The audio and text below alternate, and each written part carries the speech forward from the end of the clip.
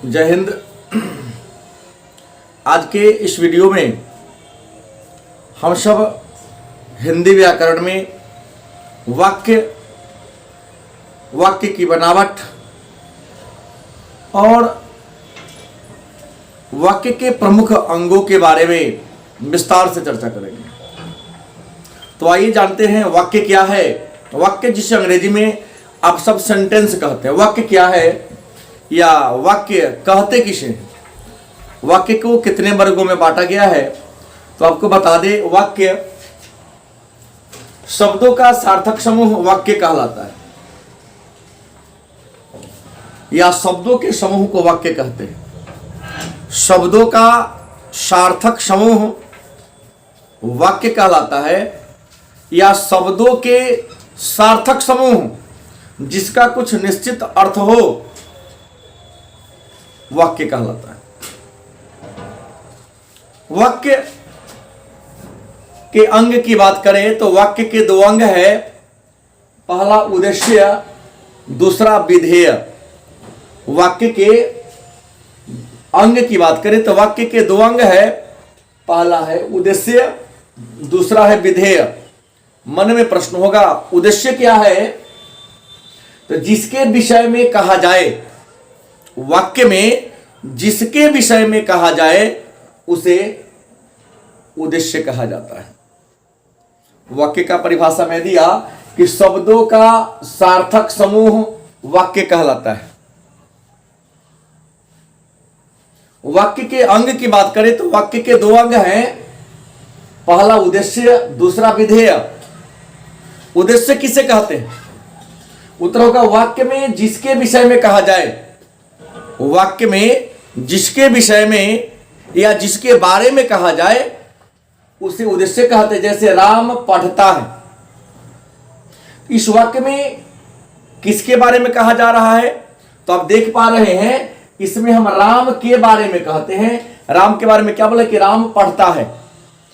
तो जिसके विषय में कहा जाए उसे उद्देश्य कहते हैं। तो राम पढ़ता है तो यह उद्देश्य कौन होगा? राम होगा। दूसरा है विधेय। उद्देश्य के विषय में जो कहा जाए तो यहां पर वाक्य में उद्देश्य क्या है? राम। उद्देश्य कौन है यहां पर? राम। जिस उद्देश्य के बारे में या उद्देश्य के विषय में जो कहा जाए उसे विधेय कहते हैं। मतलब उद्देश्य के विषय में जो कहा जाए उसे क्या कहते हैं? विधेय कहते हैं। और आपको पता कि राम पढ़ता है, राम क्या करता है? तो पढ़ता है। तो उद्देश्य कौन है? राम है। राम के विषय में क्या कहा जाता है? राम पढ़ रहा है। राम क्या कर रहा है? पढ़ रहा है। इस वाक्य में विधेय क्या है? तो पढ़ना। मतलब वाक्य में उद्देश्य के विषय में जो कहा जाए उसे हम विधेय कहते हैं। और वाक्य में जिसके बारे में कहा जाए उसे उद्देश्य कहते हैं। वाक्य में जिसके बारे में कहा जाए तो यह वाक्य में राम के बारे में कहा जा रहा है तो राम हो गया उद्देश्य। और इस वाक्य में राम के विषय में क्या कहा जाता है? राम पढ़ रहा है। तो यहां पर राम पढ़ता है, मतलब पढ़ता जो शब्द है वह क्या है? विधेय। आगे चर्चा करें। मन में प्रश्न होगा तो वाक्य के भेद कितने हैं? तो आपको बता दे कि वाक्य को हम दो आधार पर वर्गीकरण किए हैं। विद्वानों ने, विभिन्न व्याकरणाचार्यों ने वाक्य को दो आधार पर वर्गीकरण करने का काम किया है। पहला रचना की दृष्टि से, दूसरा अर्थ की दृष्टि से। तो आपको बता दें, रचना मतलब बनावट भी होता है। रचना कहे या बनावट कहे दोनों में अंतर नहीं है। रचना भी कुछ लोग लिखते हैं और इसका मतलब बनावट भी होता है। तो रचना या बनावट की दृष्टिकोण से वाक्य के तीन भेद हैं, सरल वाक्य, संयुक्त वाक्य और मिश्र वाक्य। सरल वाक्य, संयुक्त वाक्य और मिश्र वाक्य। वहीं अर्थ के दृष्टिकोण से वाक्य के 8 भेद हैं। अर्थ के दृष्टिकोण से वाक्य के 8 भेद हैं। विधिवाचक, निषेधवाचक, आज्ञावाचक, प्रश्नवाचक, विस्मयवाचक, संदेहवाचक, इच्छावाचक और संकेतवाचक। तो हमने वाक्य को दो वर्गों में बांटा।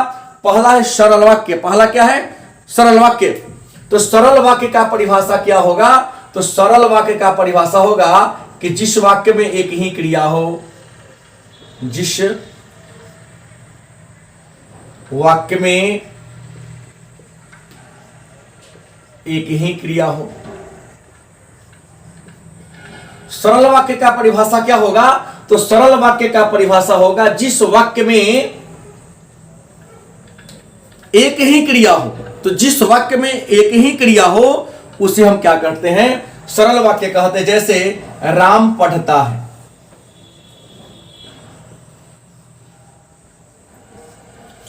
क्या है, राम पढ़ता है। तो हमने क्रिया का परिभाषा क्या दिया, जिस शब्द के अंत में ना लगा हो क्रिया कहते हैं। तो यहां पर पढ़ना या पढ़ता जो है वो क्या है, क्रिया है। तो राम पढ़ता, इसमें क्रिया मतलब का कैगो है, तो एगो है पढ़ता। तो जिस वाक्य में एक ही क्रिया हो उसे हम सरल वाक्य के नाम से जानते हैं। जैसे राम पढ़ता है, मोहन खाता है, सोहन जाता है, वह आता है, तुम बैठे हो। तो जिस वाक्य में एक ही क्रिया हो, जैसे यहां राम पढ़ता है, उसको सरल वाक्य। दूसरा है संयुक्त वाक्य किसे कहते हैं और मिश्र वाक्य किसे कहते हैं। तो मिश्र संयुक्त वाक्य की परिभाषा कहता है, संयुक्त वाक्य कहते किसे हैं, तो जिस वाक्य में संयुक्त और सरल वाक्य का मेल हो। संयुक्त का परिभाषा है कि जिस वाक्य में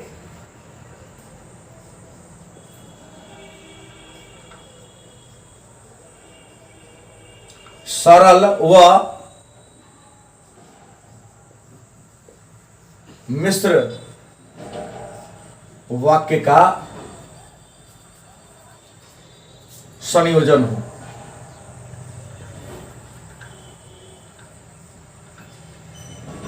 मतलब जिस वाक्य में, संयुक्त वाक्य की परिभाषा है कि जिस वाक्य में सरल वाक्य और मिश्र वाक्य का संयोजन हो, मेल मिलाप हो, या सरल और संयुक्त वाक्य के मिलने से, सरल और मिश्र वाक्य के मिलने से जिस वाक्य का निर्माण होता है उसे संयुक्त वाक्य कहते हैं। जैसे दोनों का मिला जुला रूप, आप, जैसे की बात करें, आप चाय पिएंगे, या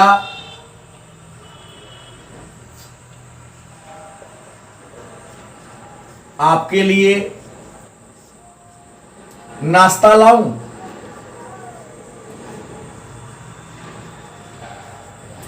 कहता है आप चाय पिएंगे, ये सरल वाक्य हो गया। आप क्या करेंगे, चाय पिएंगे, ये सरल वाक्य हो गया। एक ही वाक्य में दो बात सिद्ध हो जा रहा है कि जिस वाक्य में सरल और मिश्र वाक्य का संयोजन हमने एक ही वाक्य है, लेकिन वह सरल और मिश्र दोनों का मिला जुला रूप। जैसे आप चाय पिएंगे, ये सरल वाक्य हो गया, लेकिन या जोड़ दिया हमने, दोनों को हमने या शब्द लो करके यहां पर या शब्द लगा करके हमने यहां जोड़ने का काम किया। हम संयोजन में पढ़े थे इससे पहले, या आपके लिए नाश्ता लाऊं, मतलब इसका मतलब आप चाय नहीं पिएंगे, आप नाश्ता ही कर लो। कि आप चाय पिएंगे, हमने कहा संयोजन मतलब मेल जोल वाला था, या कर दिया तो हमने दोनों को जोड़ दिया, आपके लिए नाश्ता लाऊं। तो जिस वाक्य में सरल और मिश्र वाक्य दोनों एक साथ आया हो उसे हम क्या कहेंगे, संयुक्त वाक्य के नाम से जानते हैं। जैसे आप चाय पिएंगे या आपके लिए नाश्ता लाऊं।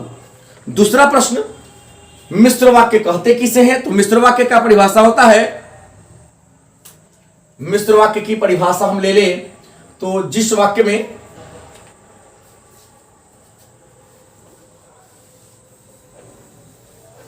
मिश्र वाक्य की परिभाषा कहता है जिस वाक्य में एक वाक्य, जिस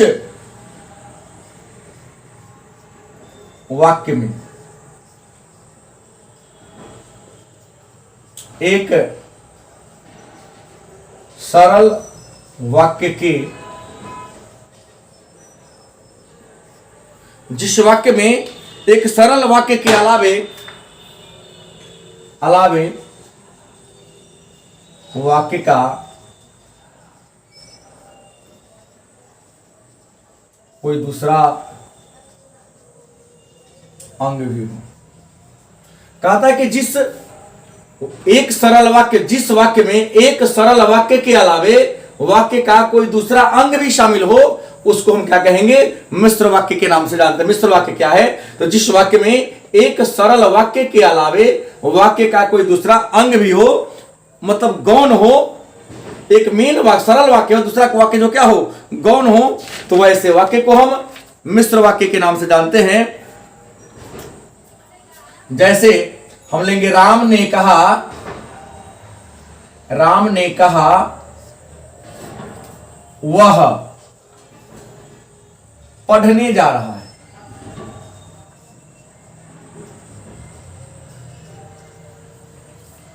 हमने कहा जिस वाक्य में एक सरल वाक्य के अलावे राम ने कहा, यह सरल वाक्य हो गया। जिस वाक्य में एक सरल वाक्य के अलावे वाक्य का कोई दूसरा अंग भी हो, तो यहां सरल वाक्य कौन होगा, सरल वाक्य है राम ने कहा, यह आपका होगा सरल वाक्य। लेकिन यहां जो हमने वह शब्द का प्रयोग किया, या वह शब्द राम के लिए आया है। राम ने कहा अलावे वाक्य का कोई दूसरा अंग, क्या वह पढ़ने जा रहा है। यहां जो वह शब्द है यह डिनोट किसको कर रहा है, तो राम को डिनोट कर रहा है। तो राम ने कहा वह पढ़ने जा रहा है, मतलब जिस वाक्य में एक सरल वाक्य के अलावे दूसरा अंग भी, मतलब कोई गौण अंग भी शामिल हो, उसको हम मिश्र वाक्य के नाम से जानते हैं। तो ये हमने रचना के दृष्टिकोण से वाक्य के तीनों प्रकार को पढ़ा। अब आइए अर्थ के दृष्टिकोण से वाक्य के अन्य सभी प्रकारों की परिभाषा को जानने का प्रयास करें। तो आइए अर्थ के दृष्टिकोण से जो वाक्य के प्रकार है, इसमें सबसे पहला है मेरा नंबर 1 में है विधिवाचक। विधिवाचक कहता, विधिवाचक वाक्य किसे कहते हैं, तो कहता है जिस वाक्य से किसी क्रिया के करने या होने का बोध हो। जिस वाक्य से किसी क्रिया के करने या होने का बोध हो। कहता है कि जिस वाक्य से किसी क्रिया के करने या होने का बोध हो, उसे क्या कहेंगे, विधि वाचक वाक्य के नाम से जानते हैं। जैसे राम घर गया,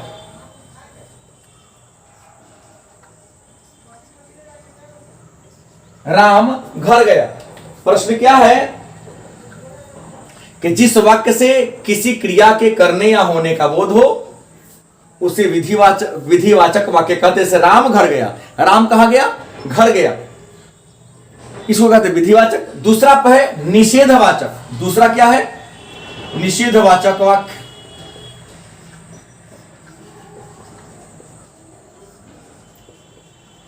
निषेधवाचक वाक्य किसे कहते हैं, तो जिस वाक्य से किसी बात के होने का बोध हो, जिस वाक्य से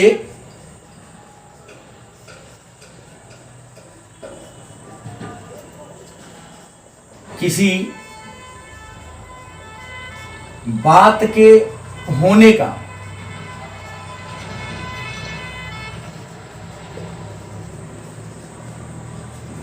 कहता है कि जिस वाक्य से किसी बात के होने का बोध हो, उसे हम जिस वाक्य से किसी बात के, यहां जोड़ देंगे, न होने का बोध हो। जिस वाक्य से किसी बात के न होने का बोध हो, उसे निषेधवाचक वाक्य के नाम से जानते हैं। जैसे उसने नहीं पढ़ा, हमने क्या कहा, जैसे क्या होगा, उसने नहीं पढ़ा, या यूं भी लिखे, उसने नहीं खाया।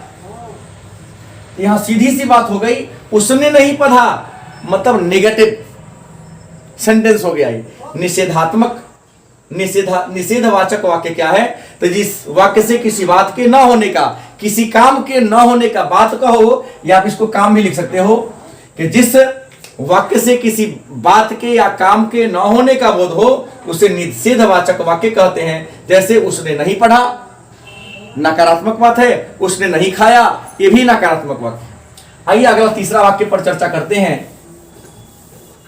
तीसरा चर्चा करता है आज्ञावाचक। तीसरा क्या है?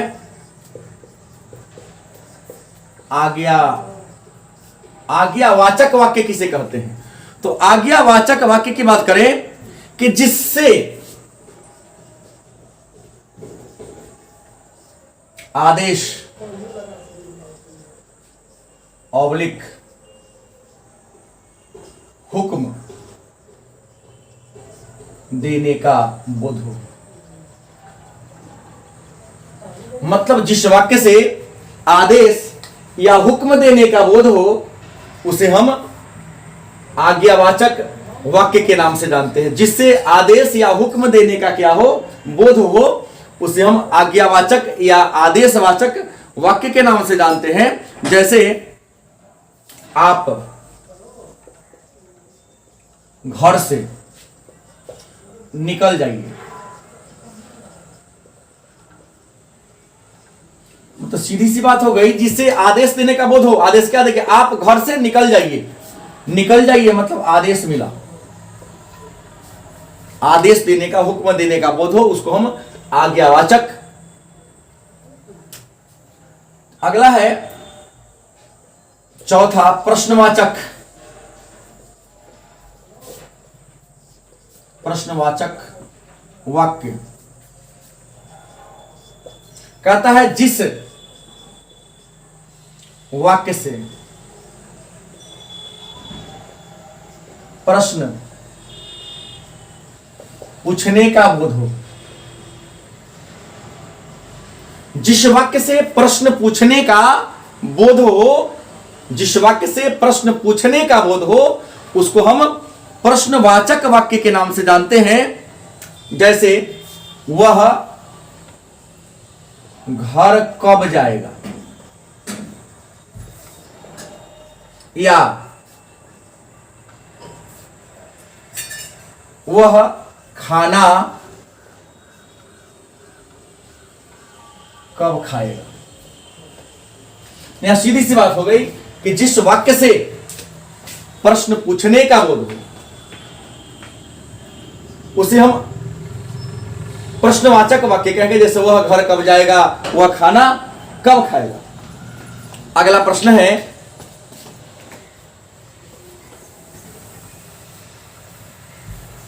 पांचवा नंबर में विस्मयवाचक।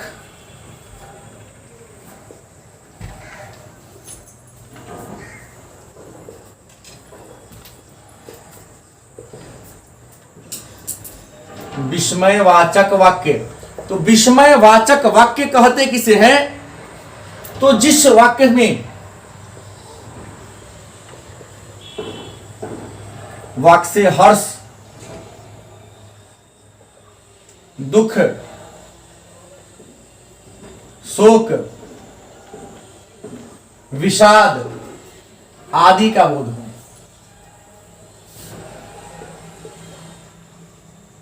कहता है कि जिस वाक्य से हर्ष, खुशी, दुख, शोक, विषाद आदि का बोध हो उसे हम विस्मय वाचक वाक्य कहेंगे। जैसे लिख आह कितना सुंदर दृश्य, आह कितना सुंदर दृश्य, या ओहो चोट लग गई। मतलब जिससे सुख, दुख, विषाद, हर्ष का बोध हो विस्मयवाचक वाक्य के नाम से जानते हैं। अगला है संदेहवाचक।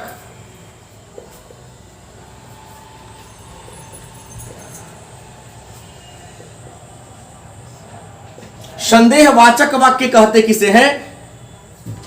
तो जिस वाक्य में संदेह या शंका जाहिर हो।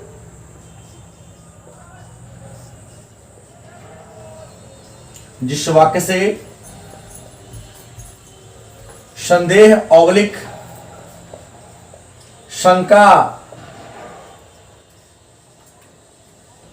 जाहिर हो, जिस वाक्य से संदेह ऑब्लिक शंका जाहिर हो उसे हम संदेहवाचक वाक्य के नाम से जानते हैं। जैसे संदेह में क्या होगा, वह पढ़ा होगा, शंका है न भी पढ़ सकता है, वह पढ़ा होगा, वह खाया होगा, वह पढ़ा होगा, वह खाया होगा, इसमें होगा लग गया, मतलब खा लिया भी होगा, पढ़ लिया भी होगा या नहीं भी पढ़ा होगा। तो जिस वाक्य से संदेह या शंका जाहिर हो उसे संदेहवाचक वाक्य के नाम से जानते हैं। अगला है इच्छावाचक और संकेतवाचक। तो ये इच्छावाचक वाक्य को देखें। इच्छावाचक वाक्य किसे कहते हैं?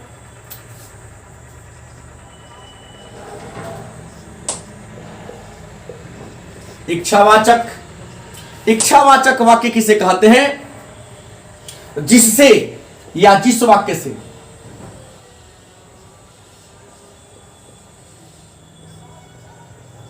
इच्छा ऑब्लिक शुभ कामना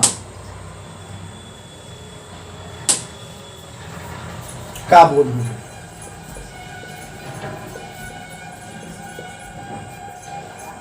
जिस वाक्य से इच्छा या शुभ कामना का बोध हो उसमें इच्छावाचक वाक्य कहते हैं। जैसे हम इसका उदाहरण ले सकते हैं, भगवान तुम्हारी भला करे, या और भी ले सकते हैं, तुम्हारी यात्रा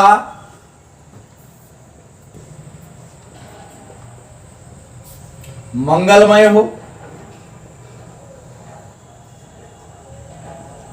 मतलब जिस वाक्य से इच्छा या शुभ कामना का बोध हो उसे इच्छावाचक वाक्य कहते हैं। जैसे भगवान तुम्हारी भला करे, इच्छा है, हमारी शुभकामना है, तुम्हारी यात्रा मंगलमय हो, तुम सब परीक्षा में अच्छा अंक से सफल हो। मतलब शुभकामना के सेंस में जिस शब्द का प्रयोग किया जाए उसे हम इच्छावाचक वाक्य कहते हैं। अगला है संकेतवाचक। अगला है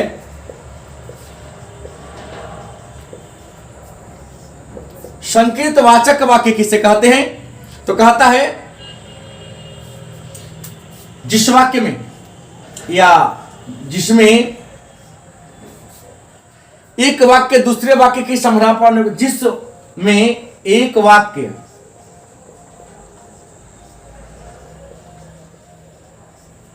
दूसरे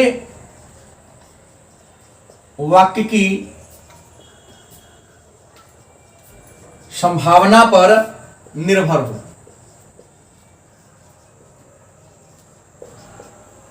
जिसमें संकेतवाचक वाक्य किसे कहते हैं? जिसमें एक वाक्य दूसरे वाक्य की संभावना पर, एक वाक्य निर्भर है दूसरे वाक्य की संभावना पर, उसे संकेतवाचक वाक्य कहते हैं। जैसे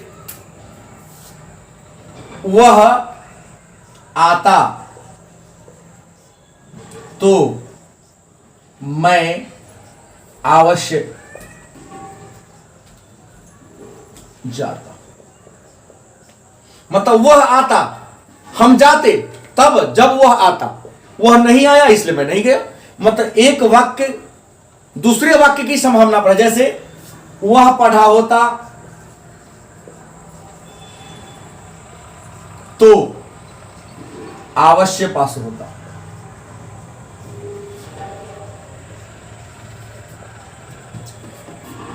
वह आता तो मैं अवश्य जाता, एक वाक्य दूसरे वाक्य पर निर्भर है। यहां वह पढ़ा होता तो अवश्य पास होता, मतलब पास तब होता यदि वह पढ़ा होता।